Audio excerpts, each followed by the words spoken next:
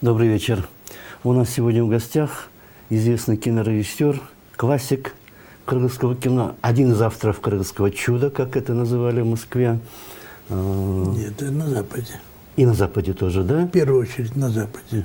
Волод Шамшиев, спасибо, что пришли к нам в студию. Вы написали новую книгу, и вообще в последние годы пишете книги, кинороманы, да? Вы их называете. Да. Это вот как раз новая книга, которая готова к презентации, да? Да, я даже сказал бы точнее, для меня ближе назвать премьера фильма. А вы можете спросить, какой фильм? Но это готовый фильм, только на бумаге. Раз мне не дают снимать, я 25 лет мне не допускают к кинокамере, а один раз я пытался снимать, у меня отобрали камеру, отобрали деньги, вот, и это делает вот наша администрация. Да, призрак Орехового леса. Натуральным образом отняли камеру, отняли деньги, вот, ну и так далее. Ладно, это, казалось бы, прошли этот вариант. Я все-таки надеялся на какое-то, джентльменское отношение. Мне не надо, чтобы меня приглашали чай пить, но чтобы мне дали возможность работать, потому что это факт о том, что у меня есть свой зритель. У меня многие люди встречают на улице и спрашивают у меня: Болот Ильич, почему вы не снимаете? Вот. Я не могу же всем, каждому объяснять, стоять посреди улицы и орать, что мне не дает Бекналиев снимать, предположим, понимаете? То есть я вот избрал путь. Вот я взял и написал, и я его издал, чтобы люди могли прочитать и увидеть моими глазами фильм. И это не Ходжамкул, хотя Ходжамкул точно так же я готов был бы издать, но так получилось, что 108 депутатов 29 июля 2017 года проголосовали за то, чтобы объявить Ходжамкул госзаказом. Я 2 года работал над этим материалом. Вот, и выделить госзаказ 70 миллионов сомов, и вдруг так там ловко департамент кино, Министерство культуры так ловко повернули, что эти деньги уплыли в совсем другую сторону двум, так называемым, они давным-давно не молодые режиссеры. Почему им, а не другим? Почему им, а не мне? Я уже начинаю думать, что вся моя беда, что я Шамшиев. Был бы я, например, Шернязов, мне бы постоянно давали бы снимать кино. Шернязу дали и этот, как его, Курман-Джанатха, там $1 миллион, ничего не стоит. А вот когда я сказал, дайте деньги хотя бы на Ходжамкула или на это, выдающиеся здесь герои-персонажи, это живые персонажи, вот, это история наша, понимаете, мы же не можем выбросить историю, мы дети этих людей, понимаете. Вот. Если мы хотим, чтобы у нас была нормальная, цивилизованная страна, мы должны знать свою собственную историю. Как она складывалась, как она была. Главный герой, от лица которого идет рассказ, это выдающийся юрист, правовед. Я специально сделал не его фамилию, я изменил, сделал как художественный образ. Почему? Потому что я не хотел педалировать, что вот именно конкретно какой-то человек, вот мемориальную доску ему открыть, поставьте ему памятник и так далее. Нет, я специально сделал и Сабаева сделал, и Сакеевым, и Курманова сделал Кутмановым и так далее. Для чего? Для того, чтобы мы смотрели шире, а не просто вот там Саяки будут своих Саяков хвалить, как его, например, Моголдор, понимаете ли, и еще кого-то там и так далее. Ну, слушайте, когда мы из этой пучины, из этой трясины выберемся и так далее. Я специально, вот это саякская история очень. Саякская. Да, это саякская история. Курманов прототип, называется он Кутманов, да? Кутманов, да. Это наш известный юрист-профессор. Да. Например, знаменитый Исабаев, вот я здесь его показываю, Исабаев, он Бугу, он из одного аила был с Болотом Амбетовичем, Мамбетов, вообще, это абсолютно выдающаяся личность, человек-секретарь ЦК по промышленности. А все каналы, которые в республике есть, и обводненные, это площади, это посевы и так далее, это все Болот Мамбетов. Понимаете? Но, знаете, были всегда внутри нашего народа силы, которые все время занимались вот этим гнилым интриганством. В общем, обязательно нужно рассорить друг друга, наговорить всякой гадости и так далее. И до сих пор продолжается? И это продолжается. Вот, например, вторая книга, вот человек, «Светлая голова» Курманов, который окончил юридический факультет в Ленинграде. А этот юридический факультет оканчивал Александр Блок, Владимир Ульянов-Ленин, Рерих, оканчивал Путин, Медведев, ну, все самые выдающиеся люди России, они кончили этот юридический факультет. Это какой-то особый, в общем, факультет. Даже вот этот Бастрыкин, он тоже из этого факультета, в общем. Вот. Вообще, чтобы понять, что такое элита Путин России, оттуда. Путин, да, оканчивал этот факультет вместе с Медведевым. Вообще.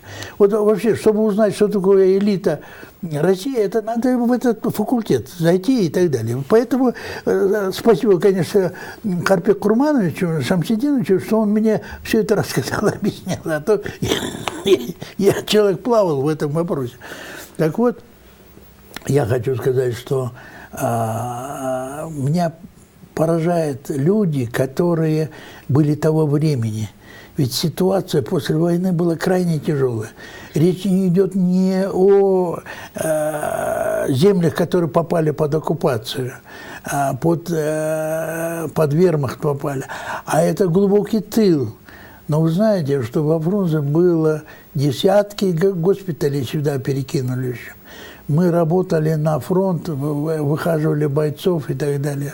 Вот это, есть дома Кирцовпоров. Там, оказывается, было раньше Малиновка, такой хутор кулака, крупного русского кулака хутор, а потом сделали там дом отдыха. Это был больничный пункт, куда бойцов из Бишкека отправляли туда, чтобы выхаживали. Вот. И там также рядом был опорный отряд по борьбе с бандитизмом. Потому что горы практически были закрыты. Бедного Чингиза Тюркуловича Айтматова столько ругали за то, что он в своем бет-ме-бет, лицом к лицу, написал про одного дезертира. Да. Но по документам более 4300 дезертиров прошли только через суды. Ой-ой-ой. А сколько банд формирования было? Больше 160 банд формирования были по горам. Вы представляете? И это все, вот этот человек абсолютно бескорыстный, храбрый, человек, которого 3 раза ранили, 17 грамм свинца в нем было. Он висел на доске почета в МВД СССР в Москве. Его в 1940 году тяжело раненого вытащили в Крым, чтобы это лучшие врачи его вылечили. Он такой был легендарный человек Исабаевич. А его забыли вообще. Ни мемориальной доски нету, ни улицы названы им и так далее. Он дважды сидел, кстати. В 1938 году его посадили, потом в 1953 году его посадили. Причем все это результаты наших внутрикыргызских интриг. Потому что если ты честный, если ты благодарен, обязательно тебе надо, в общем, оболгать, оклеветать, все помои вылить на тебя, только чтобы тебя сдернуть с пьедестала, в общем. Чтобы ты не был, понимаете ли, видным для людей и так далее. Понимаете, вот сейчас Исабаев – это просто золотая личность. Это человек вообще абсолютно… Вот если бы сказать, а кто у нас рыцари есть, я бы сказал, да, вот рыцарь в литературном понимании, вот без страха и упрека. Это человек, который жил на максимуме. Это человек поразительной судьбы. У него даже книга есть своя, автобиографическая «Өмір жолы». Вот. Немножечко она подпорченная, там, вот, кто эту литературную обработку делал, в общем, и так далее. Жалко, что оригинал, сам оригинал, который послужил для литературной обработки, вот где, я не знаю. Утерян, да? Ну, вот. Ну, разные рассказы есть о нем. У него только была дочь, знаменитый ректор медицинской академии Валентина Абдалдаевна. вот, Исабаева. Вот, это его дочь, единственная дочь. В общем, ну, как-то так получилось, у него сыновей не было. Но у меня здесь в романе есть одна такая быль, якобы у него все-таки небрачный ребенок был. Мгм. Вот, и где-то там, в Атбаши, он затерялся, еще в 1941 году он родился. Вот. Где он, что он, я слышал этот рассказ, поэтому я посчитал нужным вставить сюда, в этот роман.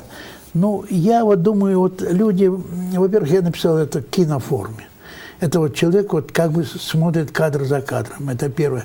Второе, очень важно, вот тот период нашей истории, который сформировал сегодняшний день. Только прочитав, что происходило в 40-х годах, мы можем понять, что сегодня происходит. И почему, да? Да, потому что пришел к власти Разаков, вот, никаких интриг, ничего такого, как говорится, не было. В смысле, он сам не двигался к этой роли первого руководителя коренной национальности во главе партийной организации республики, а это сделала Москва. И Москва сделала это очень благородно. Специально Боголюбов занимался, ну, как говорится, огораживал, или его выгораживал, или его опекал, что ли, я не знаю, как угодно назвать. От этих интриг. Да, это была позиция Сталина. Вот. И еще я один момент хочу сказать, что у нас где-то 130 тысяч человек погибло на фронте. 360 тысяч в общей массе ушло на фронт, погибло 130 тысяч, но потом нам завезли в Кыргызстан 130 тысяч спецпереселенцев. Естественно, это сразу же мгновенно подскочило на 500% криминальная обстановка в стране. Вот. И какие-то силы, черные силы, которым не нравилась дружба народов в Советском Союзе, советский народ не нравился, а это вот все те, которые, вся эта белогвардейщина, вот, они плели свои нити заговора и так далее. И было спровоцировано столкновение киргизов с спецпереселенцами, поселенцами у нас на южной части, там, где в реке Чу, Джангиджер и так далее, и так далее. Но у меня в романе Камышанов я специально путаю все места. Все места путаю и так далее. Ну, это просьба милицейских чинов была.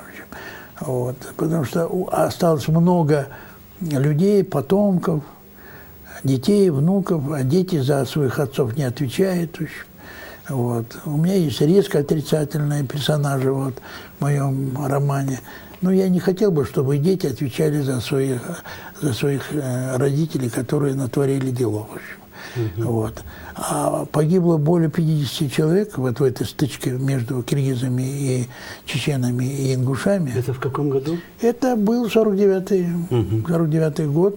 Вот 10 романов происходит в 49 году.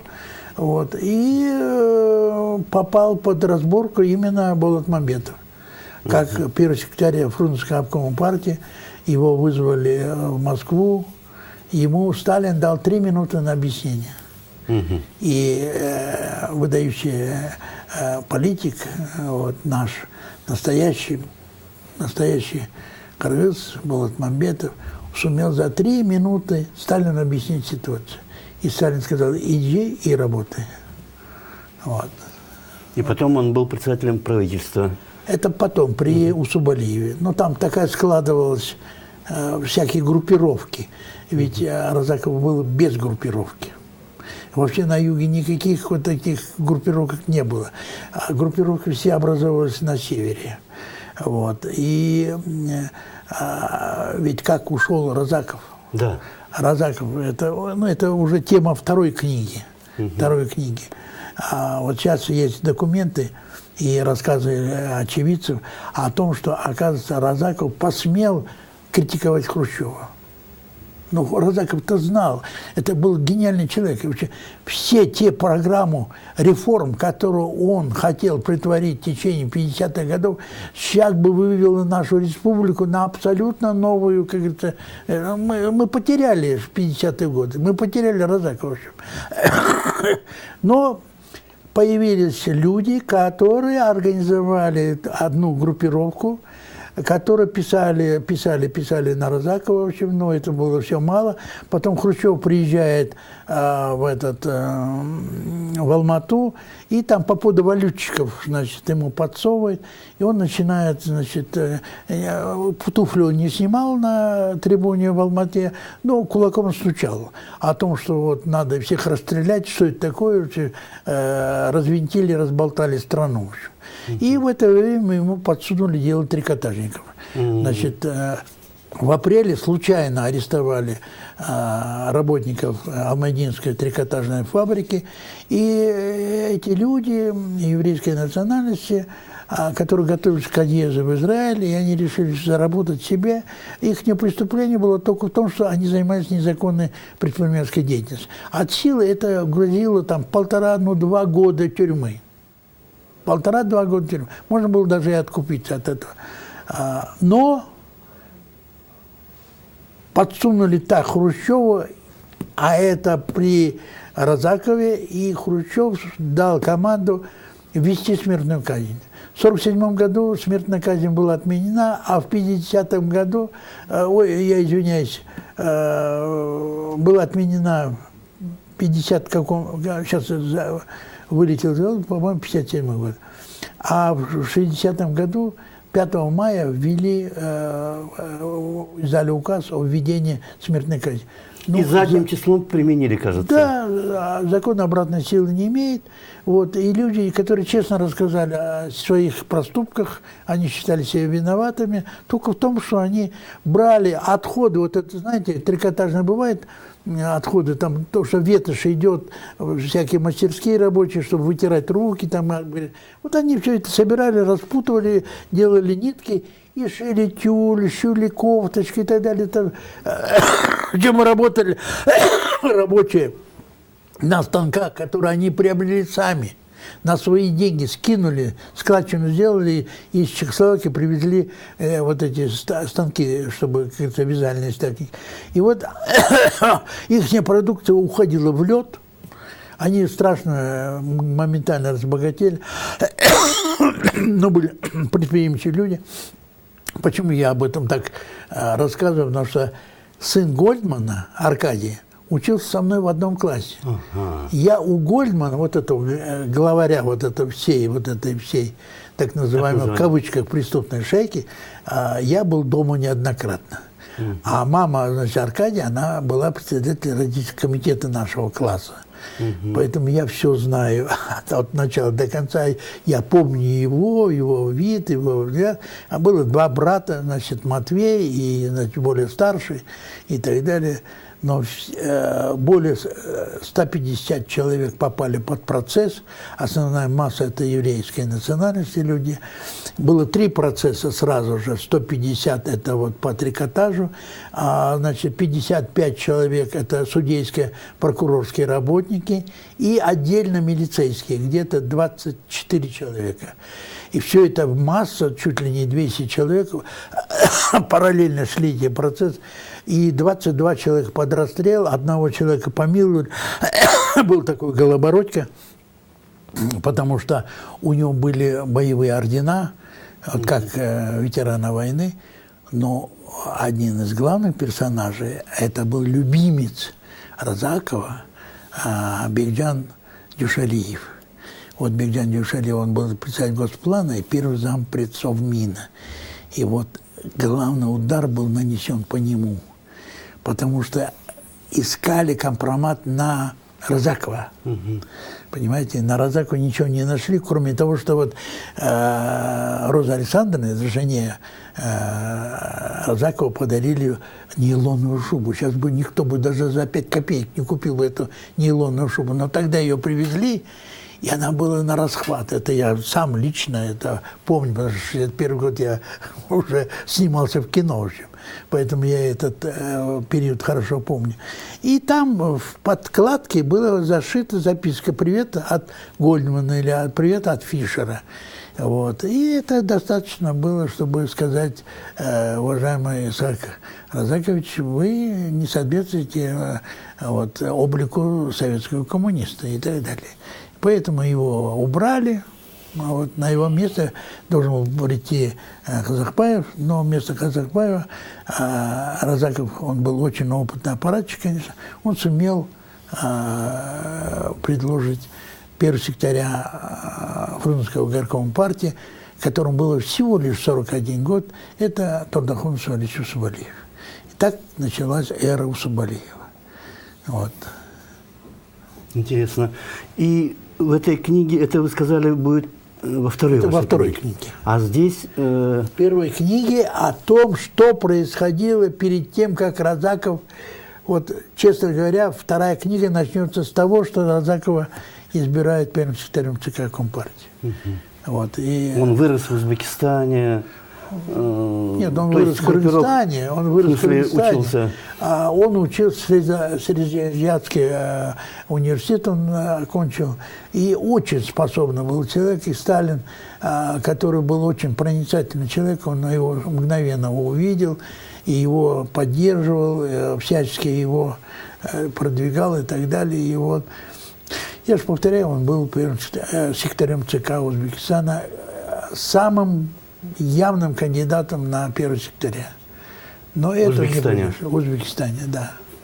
Дело в том, что вообще это ферганская группировка узбекская, вот, потому что Усман Хаджаев, он же был из Ферганы, он наполовину киргиз был, Усман Хаджаев и так далее.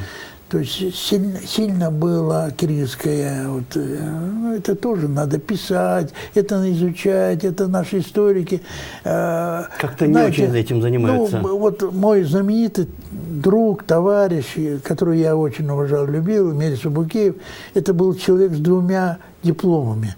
Один был диплом историка, второй был диплом режиссера.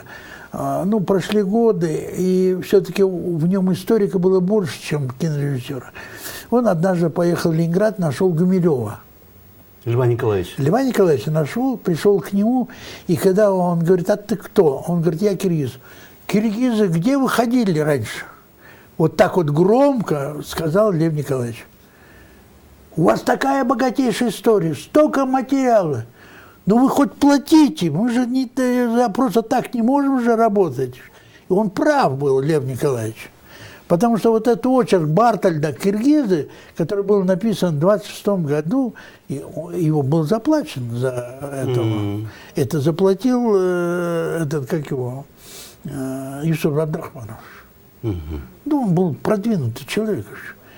Он 17 лет возглавлял, был замкомандующий Туркфронта.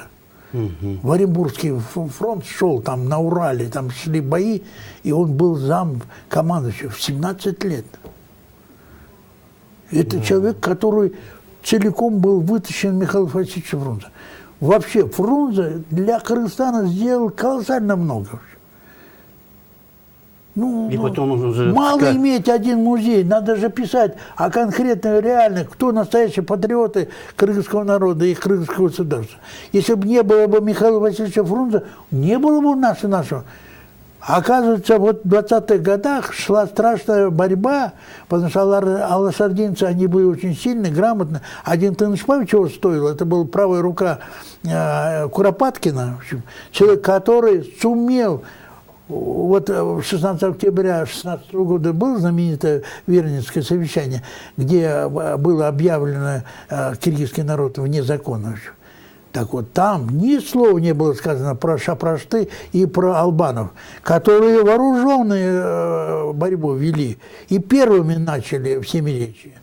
Но против них ни одного слова не сказали. И мало того, в их адресе, потому что это был Тынышпаев. Понимаете? Тынышпаев – это инженер-путеец, депутат Второй Государственной Думы и так далее. А к нему Куропаткин прислушивался. Мы из своей среды не выдвинули. Почему? Это объясняет письмо, значит, наших почетных лиц в 2020 году Ленину. Они говорят: наша беда, что мы не знали русского языка.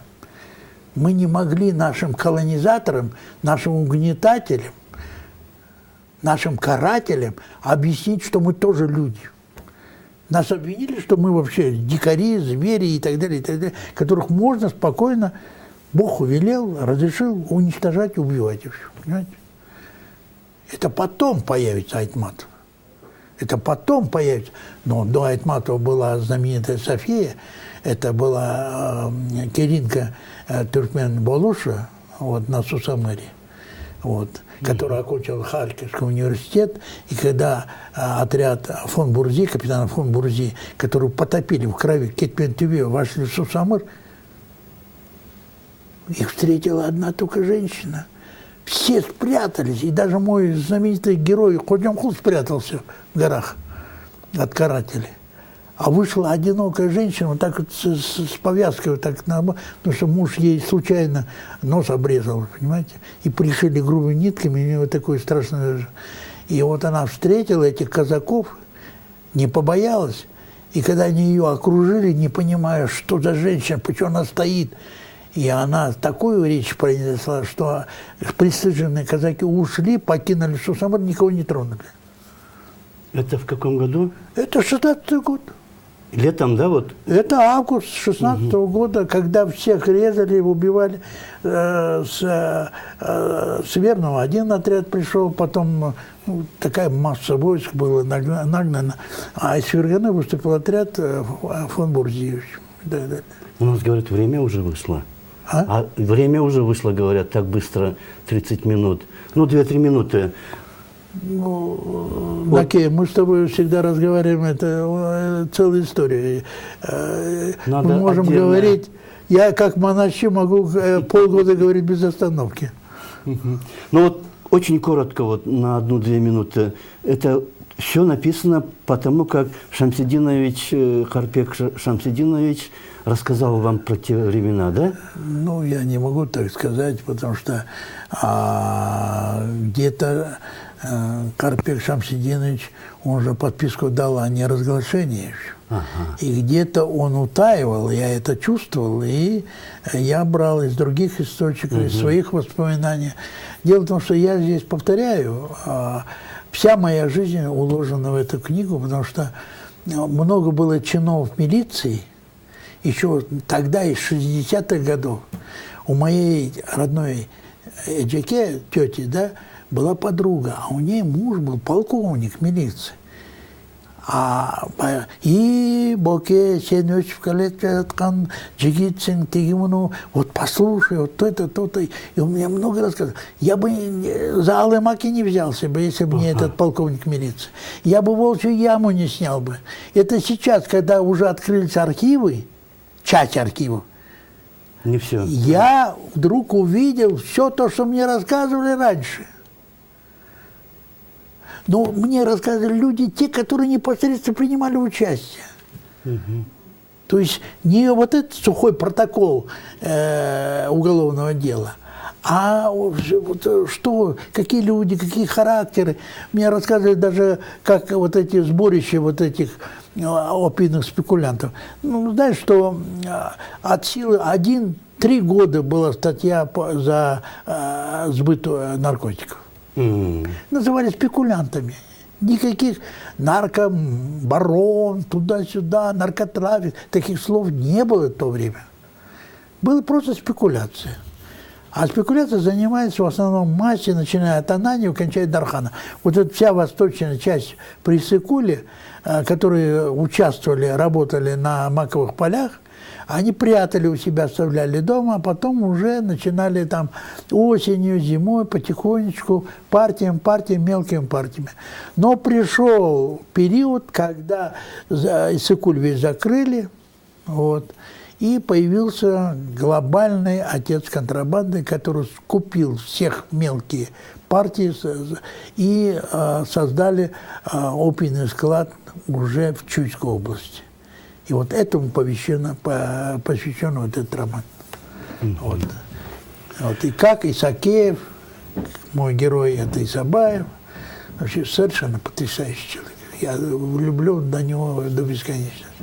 Честно говоря, я сейчас даже думаю, вот вторую книгу, сейчас пока время остановить, а написать лично, персонально про Исабаева. Вот. Я не знаю, я уже не верю, что мне дадут снимать, потому что я не знаю, кого я прогневал вообще. Вот. Я уже обращаюсь к своему народу, вообще, чтобы меня защитили. В конце концов, уже все. Дали снимать. Не, ну я уже не знаю, что только. Я говорил вот этому нашему начальству, я говорю, ну дайте мне снять хотя бы один фильм. Вы каждый год 22 миллиона съедаете. Люди не знают о масштабе коррупции, которая у нас в киноотрасли. Фантастика. Вот говорят, исторический музей. Говорят, изобретательный музей. А что киностудия? Вы что, думаете, там меньше, что ли? Да похлеще вообще. Ну, спасибо большое. Уже у нас время вышло. Я бы хотел, Нам надо отдельное... Я хотел сейчас сказать, что 30 мая в Дурдой Плаза, номер 2, напротив, на Чуйском проспекте, напротив Детского мира, мы будем представлять эту книгу. Я буду давать автографы. То есть есть уникальная возможность получить мой автограф. Вот как я на кем вам дарю вот эту книгу с автографом на память на всю жизнь. В какой-то мере это библиотекарет, тираж очень маленький. Спасибо большое. Да. У нас в гостях был писатель, кинорежиссер, народный артист СССР Болот Шамшиев. Спасибо большое. Подпольный кинематографист. Подпольный. Да. Спасибо большое. До свидания.